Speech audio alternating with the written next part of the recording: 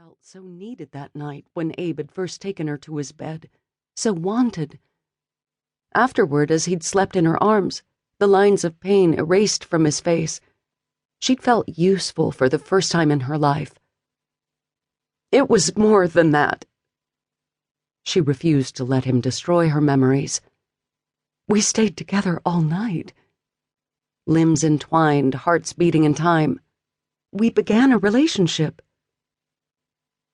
Abe put his face an inch from hers. I was high, and you were available. Sarah flinched, feeling cheap and trashy and like nothing. Abe continued before she could respond. So if you want to keep this nice life you've managed to con out of me, stay the fuck out of my sight unless I want you here. He released her. You just have to spread your legs when I ask and smile for the cameras when necessary. That's our relationship. Sarah shattered inside, spiderweb cracks spreading out from her heart to create jagged shards in every corner of her. Trembling, and with her tears starting to fall despite her attempts to hold them back, she looked into Abe's eyes and couldn't tell if he was sober or not. You've been drinking. The words came out shaky, a plea. Do I sound drunk? No, he didn't. But his body was so used to the alcohol and the drugs that it was often hard to judge his sobriety. He could well be under the influence. Sarah tried to hold on to that, and couldn't, not in the face of the ugly things he'd said to her. Never had he spoken to her that way. And she knew. Abe didn't just not love her, he didn't even like her. He definitely didn't need her. She was worthless. Again. Turning on her heel, she ran from the music room. Her tears threatened to blind her, but she managed to make it up to their bedroom and pull out a small suitcase. It was a fancy Louis Vuitton one. She didn't really like the colors or the design. Left to her own tastes, she would have bought the much cheaper one that looked as if it had travel stickers all over it. But this was the kind Abe's mother used, and Sarah had copied her because then she could be sure of not making a mistake and embarrassing Abe. Wiping the backs of her hands over her cheeks as her tears continued to fall hot and wet, she threw clothes into the bag. She wasn't quite sure what she was packing, but it didn't matter. Shoes.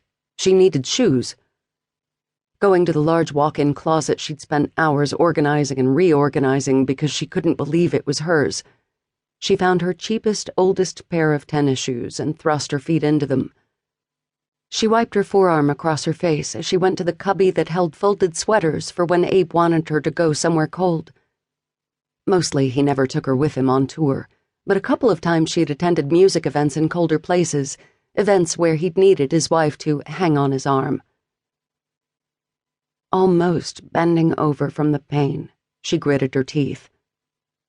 Once it had passed, and though her tears refused to stop, she took out the sweaters and put them neatly in another cubby.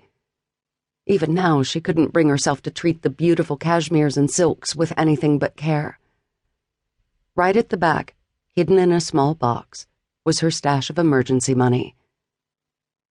Abe had given her credit cards that had no limit, didn't care what she bought, but Sarah had never been able to fully trust the cards, so she'd withdrawn money on them.